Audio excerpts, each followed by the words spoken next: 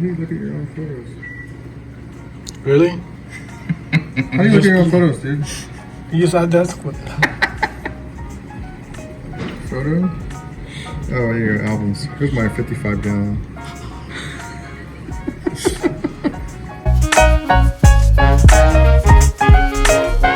What's up, Salty Lou family? On today's video, we're gonna go check out Wade's 180-gallon Peninsula Tank. So I'm gonna go get Eric, and then we're gonna be on the road. I'll see you there. Just like that, we're at Wade House. So what I'm about to show you is something super amazing. His tank is awesome. Right behind this door, you can kind of like see it through the window. Let me show you. Once you come into his door, you can see the blue light, and there it is. 180-gallon Peninsula.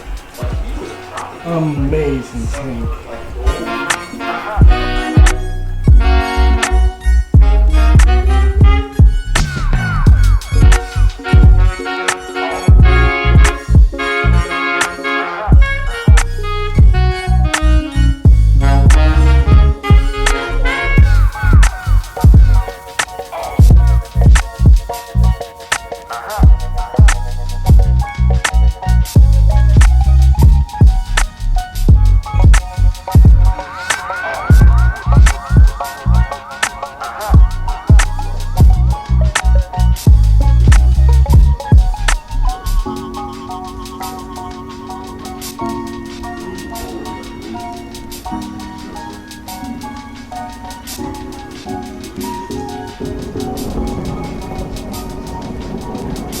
So what's up? We're here in Wade's house. As you can see, I just showed you a little bit of a montage of the tank. I promise you, by the end of this video, we're gonna have a full montage of all the fish and all the corals. So here's Wade. You guys seen it in my last video. Eric, remember Eric removed his tank last week? What's going on, guys? So now we're gonna take a tour of Wade's tanks. We have a lot of stuff going on in here. Gorgeous 180-gallon tank, and so Wade, why don't you tell us about the tank? So, 180 Peninsula setup. I love the Peninsulas. I love being able to get my most bang for my buck with everything that I have here. The three sides, every system that I have moving forward is probably, if I can't make it a 180, it's only because I'm up against a wall. As you can see, it's still a work in progress. I decided to fill everything up, put the livestock in before I finished the aesthetics out here. All of this kind of takes up a lot of my time. As soon as I can get around to painting and finishing the outside, canopy, stand, doors, all that stuff, I will. But this is my first undertaking as a carpenter, so it is what it is. It gets the job done. And he did a great job on the cabinet. So show us what's under the hood. Open it up. Yeah, let's see it. All right, so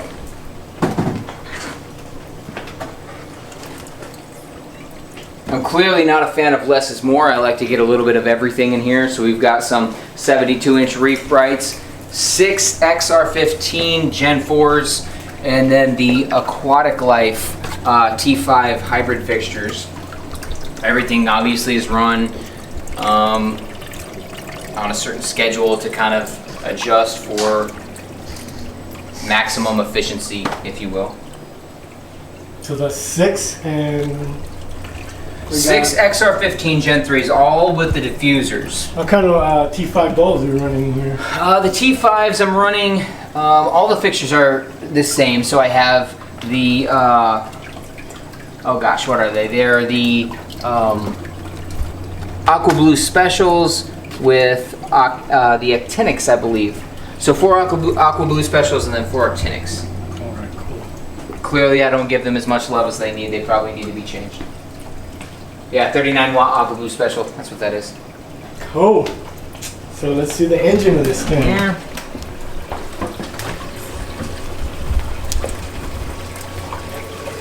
So what do we got going on right here? Is that your clam refugio? Well, that's kind of the heart of the whole system. That's basically why this whole tank exists. I love my clams, and those right there are my babies. Unfortunately, I have a couple of tangs that love them just as much as I do. So they've been put down in the sump where they can kind of do their thing and be happy in peace. So we're looking at one blue squamosa, one looks like a green squamosa via what's your last name? Nordstrom. Eric Nordstrom. Was it green? I think it's gray. Gray? I don't know. It's green, gray, green. It looks to me what Live Aquarius sells is the greens. Well, let us know in the comments down below what you guys think it is.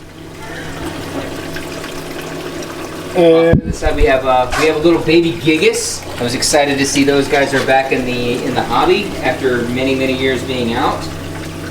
Rasa, and then also in the corner a little Hopopus. So that's kind of the clam / acan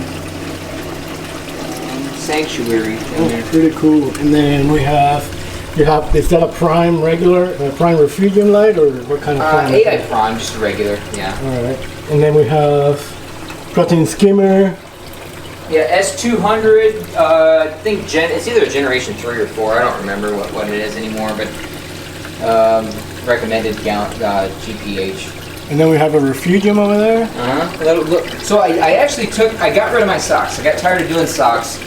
I looked for the longest time to see if I could find one of the, what are they called, the little sock filter deals for Media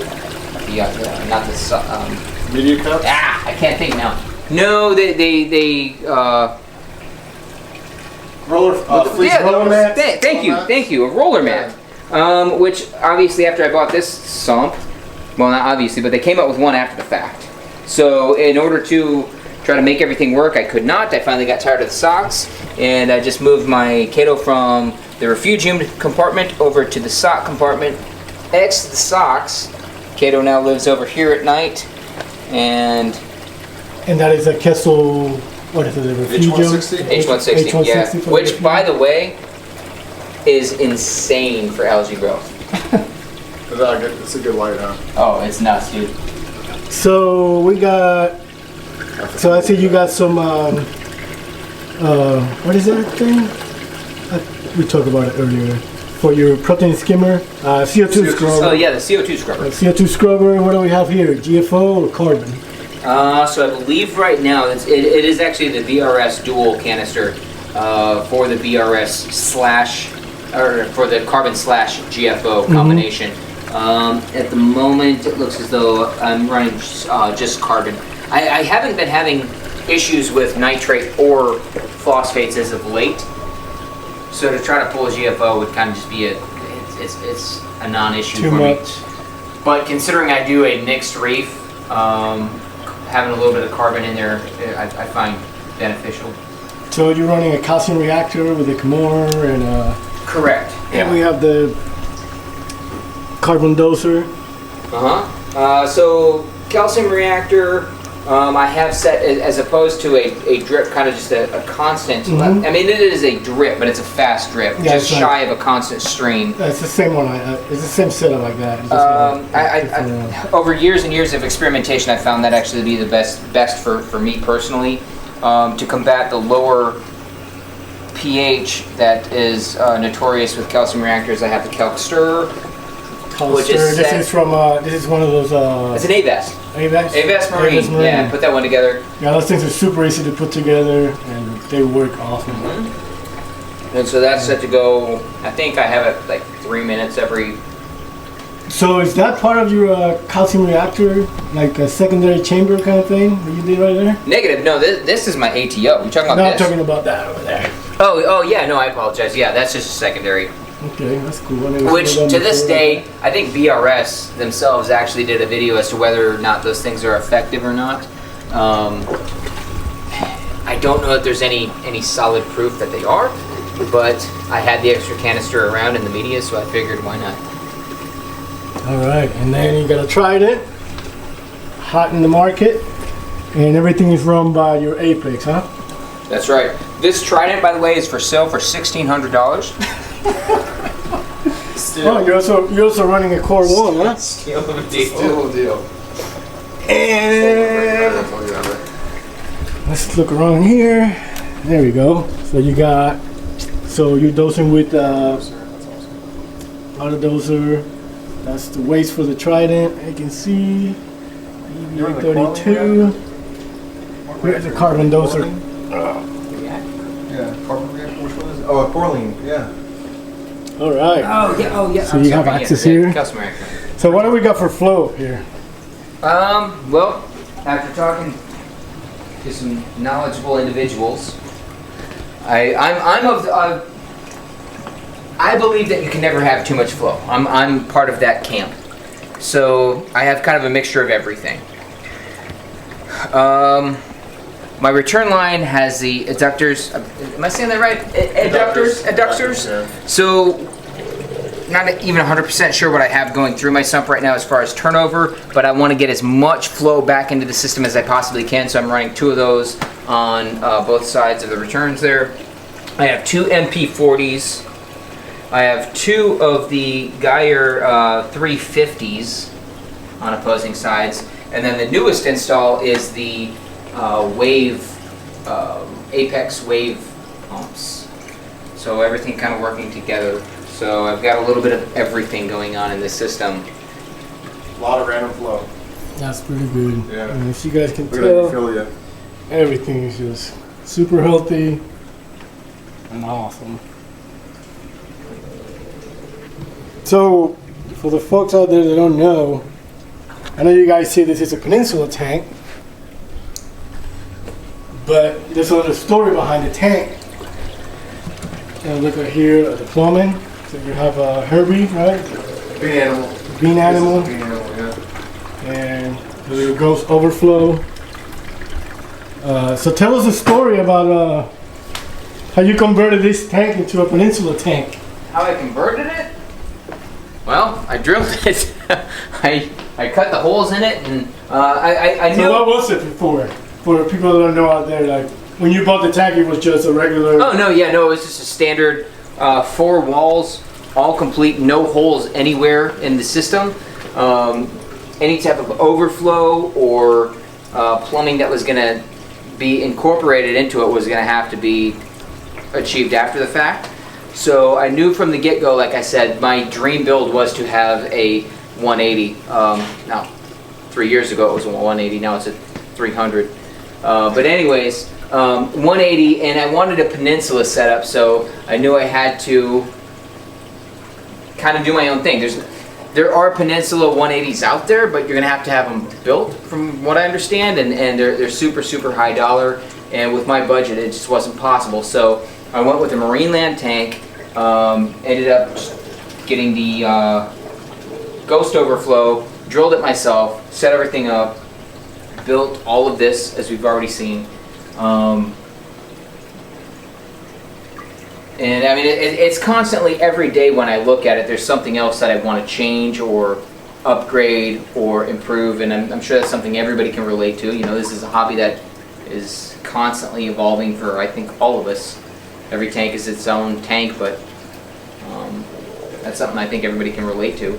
So you drilled it and then you painted that side? Drilled it, painted the backside black, yeah, so that you wouldn't be able to see into this compartment, which has our return PVC, the overflow PVC, and all that stuff. And then some of the electronics, which has kind of been also part of my ever-evolving design scheme here. I've learned kind of the hard way. For those of you that are in the process of putting things together, I know I'm not the only one. I'll go out on a limb and say that if you build something and you have this mess right here of cables, and you think to yourself, oh, I'll get to it later, I'll get to it later, I'll get to it later. You'll never get to it. Well, you'll get to it after you have a fire start. Oh yeah, and I did. I'm gonna show a little video of something that happened with one of his lights. We'll see later on that it is no joke. Salt creep is a real thing, and if it gets on your electronics, it can cause issues and potentially burn your house down. Fortunately, I was lucky and surge protector popped, so it didn't happen. But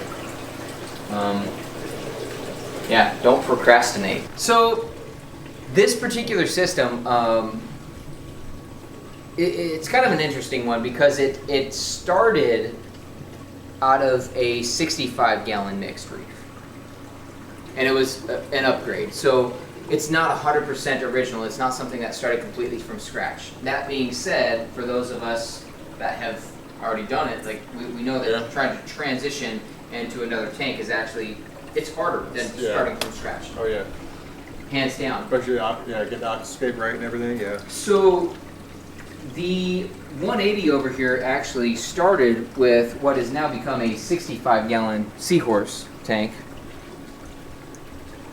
So we're gonna take a look at that. Everything that we're looking at over there originated in this setup. The majority of the rocks that we are looking at now are new, because as you can see, this is a lot of branching like rock and stuff like that, tongue of branching. The Seahorses, being Seahorses, like hitching posts, and so this is kind of a Gorgonian, softy, very sticky looking rock. Yeah, with the seagrasses, all that stuff.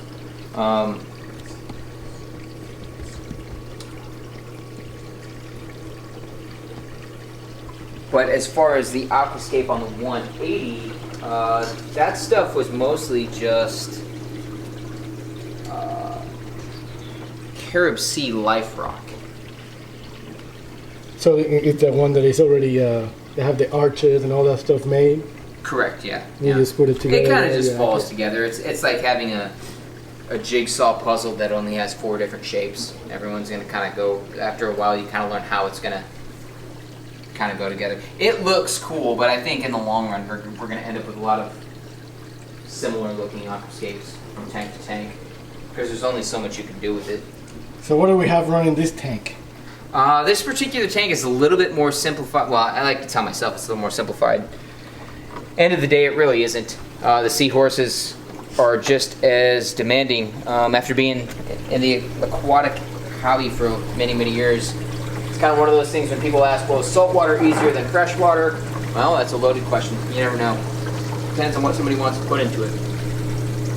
Beginning of the day, this system was supposed to be a simplified approach to the 180 to house our Seahorses, but as everything kind of progressed, it became its own thing.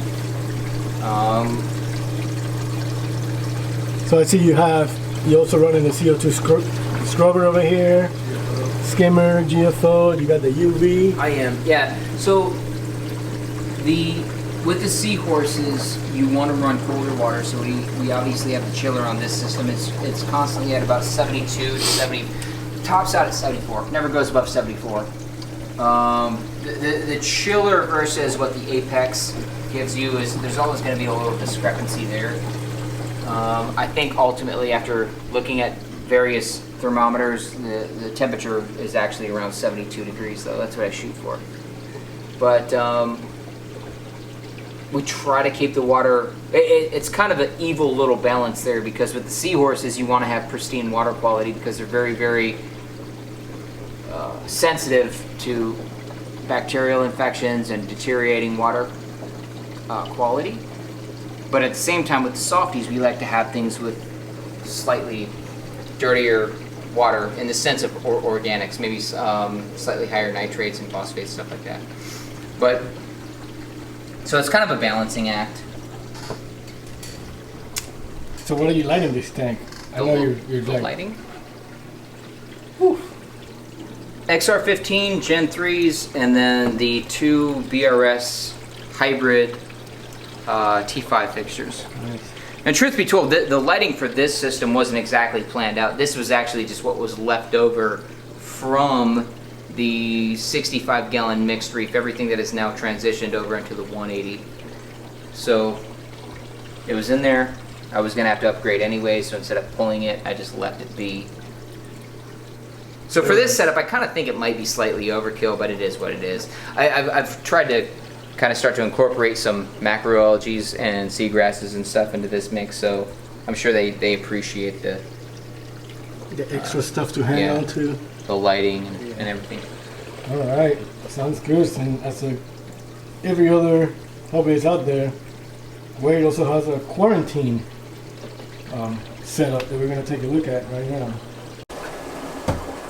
So for those of you that quarantine, you look at this setup and you're probably like, oh my god, that's crazy. But like I always said, if you want to have success in this hobby, everything starts here in the quarantine tank.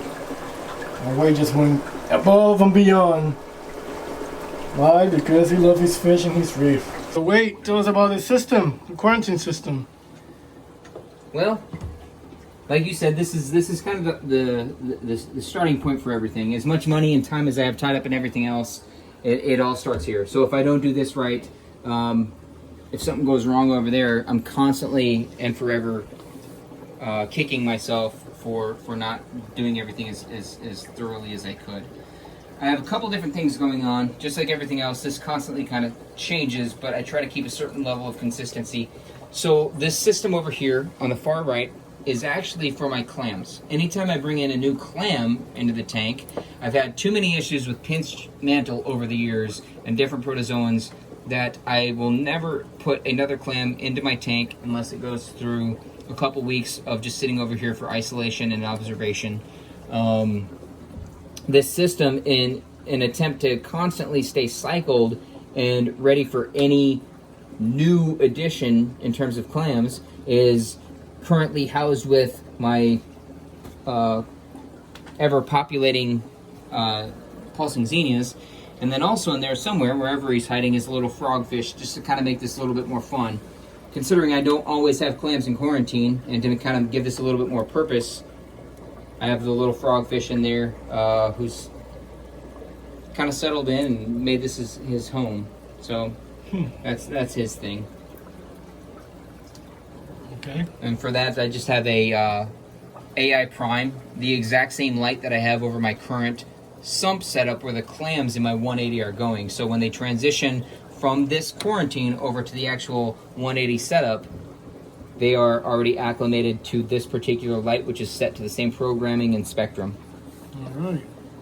This over here is just a separate quarantine system that kind of, this is the one that is always changing for whatever we need.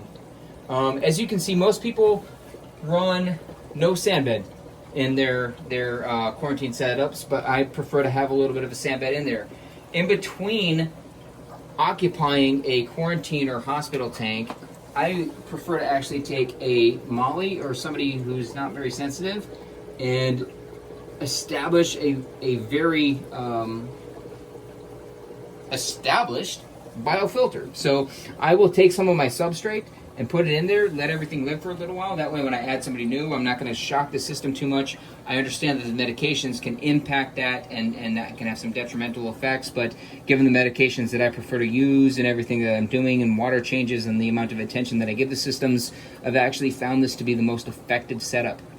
So that's what I'm doing with this guy. I actually have a little chorus wrasse in there right now that 2 days ago was acting awry, and I was able to catch him out, and so that's where he went. And there with the little Molly, who is a permanent resident, and he appears to be on the up and up, knock on wood. This system over here is a 40-gallon breeder, also kind of the same idea. It's set up with a Melanaris wrasse and a damsel that kind of live in here full time. And so if I have to treat anything with medications or anything that will affect the biological filter, I kind of have to give it time to readjust and act as such. But sometimes you have fish that you have to quarantine that don't do as well with systems that do not have an established biofilter. So these particular fish, from what I understand, require that, and this is where they go. My success rate with these guys is questionable, but I'm doing everything that I know I can do. And then this little bucket down here, little seahorse we found the other day with some snout issues, so he's kind of on his own at the moment in medicated isolation. Mm-hmm. And then you have everything running through the sump? Yeah, just a simple sump, nothing crazy going on there. A lot of extra live rock. And this is your auto top off? That's the auto top off for the 40 breeder, which is gravity fed. And then I rigged up this 5-gallon system right here, which is also gravity fed through the egg crating to top off these guys. Alright family, that's all we got for today. I hope you enjoy the tour of Wade's tank. We're probably gonna come back here and do some more stuff in the future. Maybe have a video of us talking about experiences with our tanks and why not. But don't forget to like, comment, subscribe. I'm gonna leave you with the montage of the tank right now. So for me, Eric over there goes Wade. Don't forget to stay salty, my friends.